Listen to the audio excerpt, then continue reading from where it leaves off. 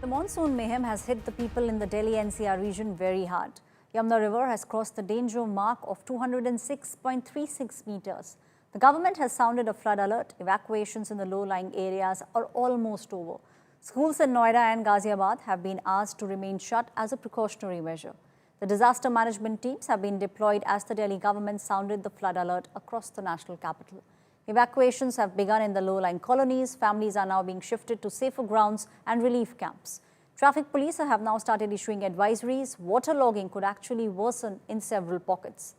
For Delhiites, this is bringing back the haunting memories of July 2023. The Yamuna had swelled up to 208.66 meters. This was the highest level recorded in the past 70 years, in the last 7 decades. Today, the Yamuna water is at 206.36 meters. The city is already on the edge once again. What's actually adding to the crisis? The massive discharge from Hatnikund, Wazirabad and the Okhla barrages. At Hatnikund alone, there are more than 1.7 lakh Sussex water. It has been released in the past 24 hours. All this is now rushing downstream into the national capital. Tent मिल गया, खाना मिल रहा है, पानी मिल रहा है, सब सुविधा मिल रही है।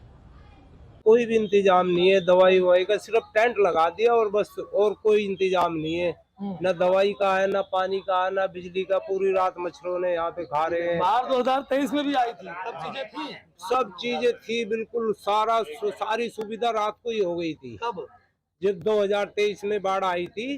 टेंट तो लग गई जी, पर खाने की पीने की जैसे डांगा डोर है हमारे, किसी की कोई सुविधा नहीं मिली हमें। अब पिछले साल बहुत बढ़िया सुविधा थी कि केजरीवाल ने 10-15 हज़ार रुपए इनको दे भी दिए थे खेत वालों को। हमें जैसे हम ठेके पे लेके बोते हैं जमीन, तो सबको दिए थे तकरीबन, उन्होंने जिसके खेत डूब गए थे।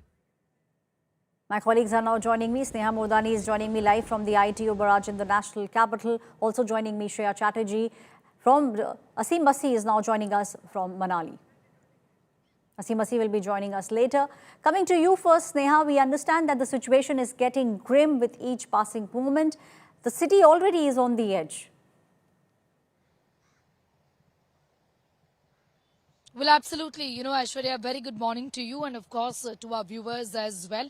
I'd like to tell you that the situation is, of course, extremely worrisome, given that the danger level is what we've reached and there is a risk of flooding. If the rains increase, it will just add to the woes of Delhiites. But before we talk about that a little and about the kind of arrangements that have been made, I'd like to talk to you about a very key piece of infrastructure in the national capital, and that I'd like to ask Sanjay, in fact, to show you.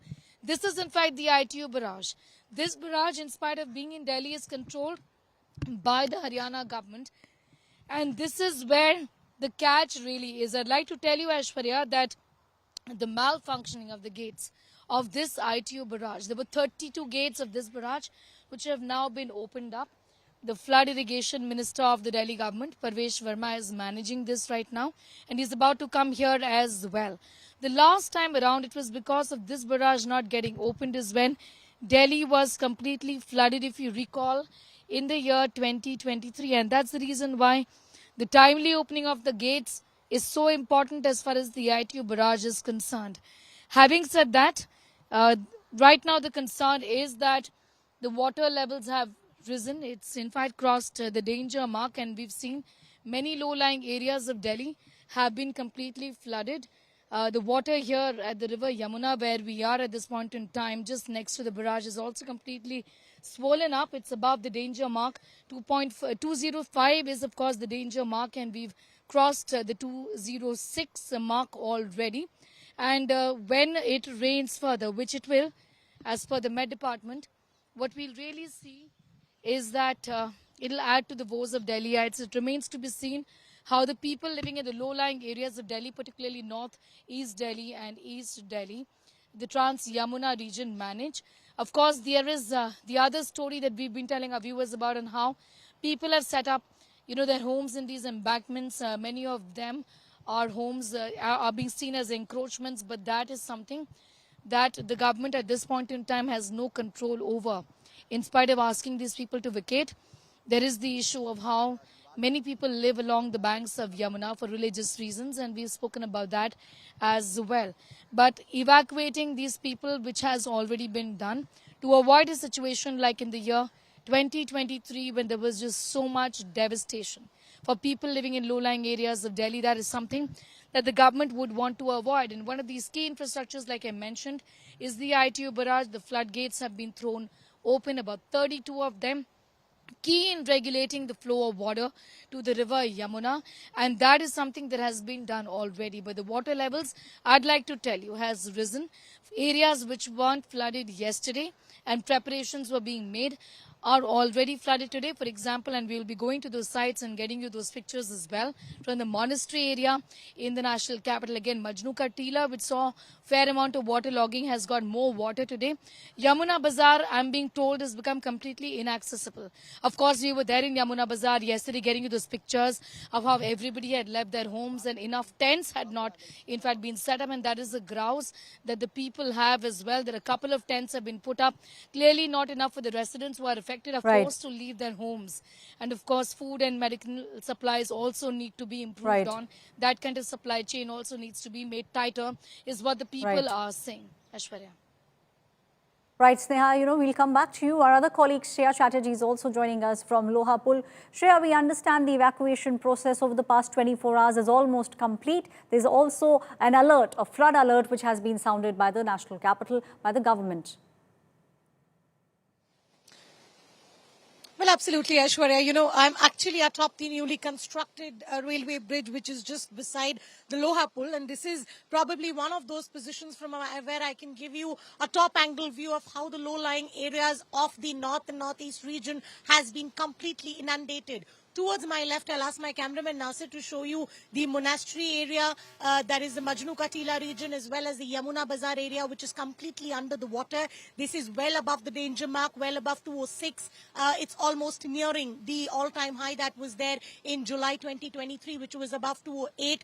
So clearly the risk stays, and because the water continues to be released from the Hatnikund Barrage, not as much as it was released day before yesterday, but still the threat perception of a flood situation persists in the national capital. The only sigh of relief that probably could avoid this situation is that the ITO Barrage this time is fully functional, unlike it was in 2023.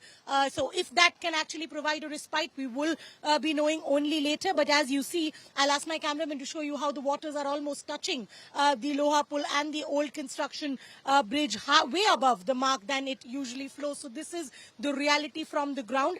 And if the water in Yamuna continues to rise like this, crosses the 207 mark, and flood situation is inevitable in the national capital. Right, Shreya. Shreya and Sneha, please stay on with me. Let's now move on and see what's happening in the city of Gurugram, because those were the visuals that everyone saw. Massive traffic and massive flooding in the city of Gurugram.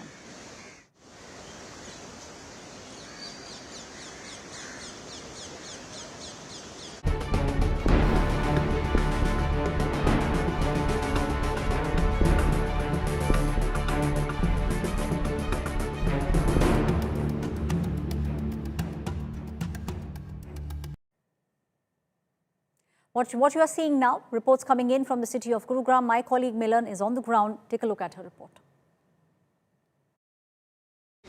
Rains wash out the complete facade that Gurugram is on development.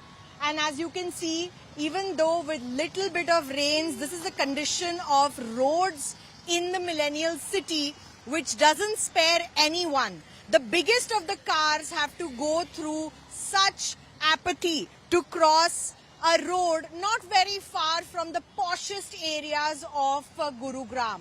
And look at the condition of the bikes that are crossing from here. People are unaware that there is a very dangerous pothole right in the middle of the road, which is causing trouble to most vehicles coming in from here. And this is what leads to traffic congestions. This is what leads to long distance of traffic snarls. Look at that. This biker is crossing from such a dangerous pothole and he's stuck here. So the common man is just suffering each time there is a little bit of rainfall in the millennial city. With Ankit Singh, Milan Sharma for India Today.